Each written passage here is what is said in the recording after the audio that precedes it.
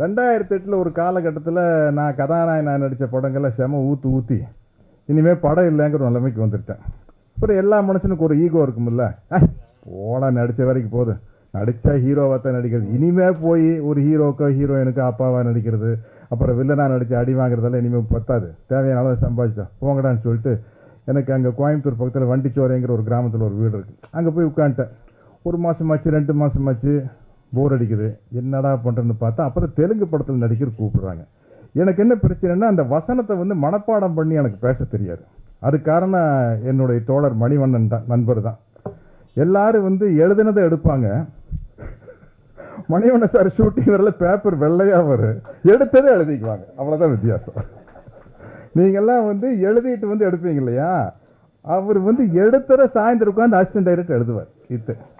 இப்படி ஒரு கேட்டகரி. ஒரு 7 பக்கத்து வசனத்தை வந்து என்கிட்ட வந்து தம்மை பற்ற வச்சுட்டு இது வந்து கொஞ்சம் நீங்கள் கரெக்ட் பண்ணி பேசிடுங்க. நம்ம இப்படி வளர்ந்தாலும் இப்போ இது மொழி தெரியாமல் போய் எப்படி நடிக்க முடியும்? நமக்கு வேற மொழி வந்து சுட்டு போட்டாலும் வரதில்லை. அது சில பேருக்கு அந்த என்ன சொல்லுவாங்க, இந்த அமீர் கான் படம் ஒன்று ஒரு குழந்தை நடிச்சது, டிஸ்லெக்சியாவா, அது என்னது, அதுக்கு எதோ அது ஏதோ சம்திங், நம்மளுக்கு வந்து நம்மளுக்கு இருக்கு பேர் இருக்கு, அந்த வேற மொழி ஈஸியாக பேச வரதில்லை. அதுதான் எனக்கு அதே பிரச்சனை. நான் வந்து பிஎஸ்சி பாட்டுன்னு இருந்தாலும் கூட எனக்கு இங்கிலீஷில் சரியாக பேச வராது. அதுக்கு நான் ஒரு விஷயம் வச்சுட்டேன், டாம் குரூஸுக்கு தமிழ் தெரியுமா, அது மாதிரி எனக்கு இங்கிலீஷ் தெரியாது.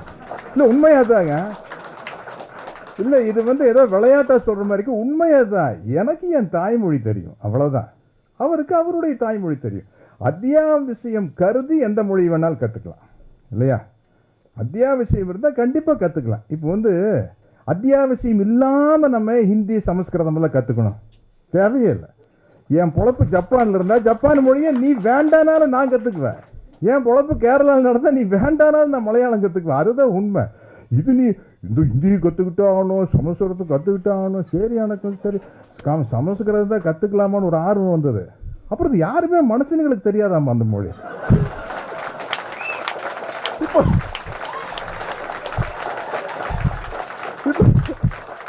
இப்போ நான் அதை கற்றுக்கிட்டு வெற்றிமாறன் பேசுறதா, ராம்கிட்ட பேசுறதா, இல்லை ராஜமௌழி கிட்ட பேசுறதா, யாருக்கிட்டையுமே மம்முட்டி கிட்ட பேசுவதா, மோகன்லால் கிட்ட பேசுவா, ஐயா அங்க போய் சில கிட்ட பேசினா அது அங்கிருந்து ரிப்ளையும் வராது. இதுக்கு நான் தெலுங்கு கற்றுக்கிட்டா பயனுள்ளதா இருக்கு, மலையாளம் கற்றுக்கிட்டா பயனுள்ளதா இருக்கு, கன்னடம் கற்றுக்கிட்டா பயனுள்ளதா இருக்கும். இப்படி ஒரு விஷயம். அப்போ தான் வந்து இனிமேல் நடிக்கிறதில்ல பாருங்க. 2-3 தெலுங்கு படம் கூப்பிட்றாங்க. நம்மளுக்கு ப்ராம்ப்டிங்கில் நடித்து பழக்கம் இல்லை. ப்ராம்ப்டிங்னா சைல்டு அசிஸ்டன்ட் டைரக்டர் வந்து வசனம் சொல்லுவாங்க, அதை கேட்டு பேசணும். இது ப்ராம்ப்டிங்கில் நடிக்கிறது நம்ம ஒரு இழுக்காக நினைக்கிறோம். என்னடா 7 பக்கம் வசனம் பேசி சினிமாவில் நடிக்க வந்தப்போ நம்ம சிவகுமார் அண்ணன் சிவாஜியின் வீர வசனங்கள், கலைஞர் கையால் எழுதப்பட்ட வீர வசனங்கள் சொல்லி புத்தகத்தை படித்து அதெல்லாம் மனப்பாடம் பண்ணி பேசினவன் இப்போ போய் ப்ராம்ப்டிங்கில் நடிக்கிறதான்னு இருக்குல்ல. அஜயன் பாலா வந்து மார்லன் பிராண்டோனுடைய வாழ்க்கை வரலாறு கொடுக்குறாரு.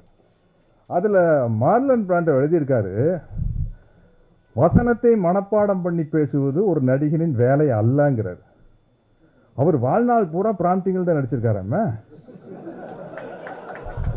அவர் தான் உலகத்தின் நம்ம நடிகர் தரத்தை சொல்லலையும் கூட தென்னிந்திய மார்லன் பிராண்டோ அப்படிங்கிறார். அவர் வசனத்தை மனப்பாடம் பண்ணி பேசுனதில்லைன்னு அஜயன் பாலா எழுதின புத்தகத்தில் படிச்ச தெரிஞ்சது. எப்பவுமே ப்ராம்ப்டிங் இல்லாட்டி கட்டரில் எழுதி இப்படி பிடிச்சிக்குவாங்க, முன்னாடி எழுதி பிடிச்சிக்குவாங்க அந்த வசனத்தை. அதை பார்த்து பேசி நடிச்சிருக்காரு. உலகத்தின் அற்புதமான நடிகன். அடேங்கப்பா, மார்லன் பிராண்டோவே இந்த ரேஞ்சில் தான் இருந்திருக்காரு. அப்போ நம்ம போய் நடிச்சிடலாம். ஒரு தெலுங்கு படத்தில் நடித்து, ஒரு 10 படத்தில் நடித்து, இன்னும் கொஞ்சம் வருமானம் நல்லபடியாக சேர்ந்துருச்சு. அது காரணம் வந்து அஜயன் பாலா தான். முதல்ல அந்த வருமானத்துக்கு நன்றி சொல்லிக்கிறேன். அப்புறம் அந்த வருமானத்துக்கு காரணமாக இருந்தவருக்கு வந்து நம்ம நிச்சயமாக வந்து ஒரு கைமாறு செய்யணும் இல்லையா? அதனால் இந்த நூலகத்துக்கு என்னால் நீங்கள் என்ன ஆசைப்படுறீங்களோ அதை செய்கிறேன். என்னாலன்னு சொல்கிறது நிச்சயமாக செய்வேன். அதை வந்து இங்கே அனௌன்ஸ் பண்ண வரும்ல, அதை எங்களுக்குள்ளே நாங்கள் பேசிக்குவோம். நிச்சயமாக நல்லபடியாக நடக்குங்க, சொல்லிட்டு ஓடிட மாட்டேன். பாலு மகேந்திரா சாரை நான் தூரம் இருந்தே ரசித்தவன். உறங்காத நினைவுகள் படத்தில் அவருடைய கேமராவில் நடிக்கிற ஒரு வாய்ப்பு கிடைச்சிது. அதுக்கப்புறம் அவருடைய படங்கள் மூடுபடி, மூன்றாம் பிறை, எவ்வளோ நடித்தேன். நான் நிறையா படம் கமல் சார் கூட நடிச்சிருக்கேன். கமல் சார் கூட நடிக்க சொல்லுவார், நீங்கள் பாலு மகேந்திரா படம் ஒன்று கண்டிப்பாக நடிக்கணும் அப்படின்னு. என்ன என்ன வந்து ஒரு சக நடிகனா என்ன கமல் சார் மாதிரி ஊக்குவிச்சவர் யாருமே இல்லை. பாலச்சந்திர சார்கிட்ட போய் சொல்லுவார், சத்யராஜ்னு ஒருத்தர் புதுசாக நடிக்க வந்திருக்கார், நல்லா நடிப்பார், நீங்கள் கூப்பிட்டு வாய்ப்பு கொடுங்க அப்படிம்பார். அப்படிப்பட்ட ஒரு அற்புதமான நண்பர். நான் சொன்ன கமல் சார்கிட்ட, சார் கூப்பிட்டு தான் சார் நடிக்கிறது.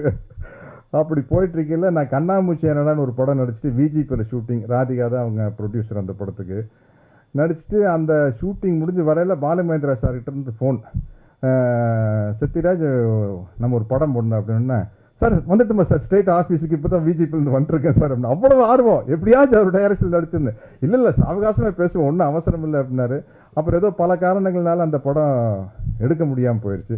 சரி, இவர்கிட்ட என்ன அவர்கிட்ட நடித்து அவர் டைரக்ஷன் நடித்து அவருடைய பாராட்டை வாங்க முடியாமல் போச்சு அப்படின்னு ரொம்ப ஆதங்கம் இருந்தது. அதை வந்து எனக்கு அந்த குறையை தீர்த்து வச்சவர் தங்கர் பச்சான் அவர்கள் தான். 9 ரூபா நோட்டுன்னு ஒரு படத்தில் வந்து மாதவ படையாச்சின்னு ஒரு கேரக்டர் கொடுத்தாரு.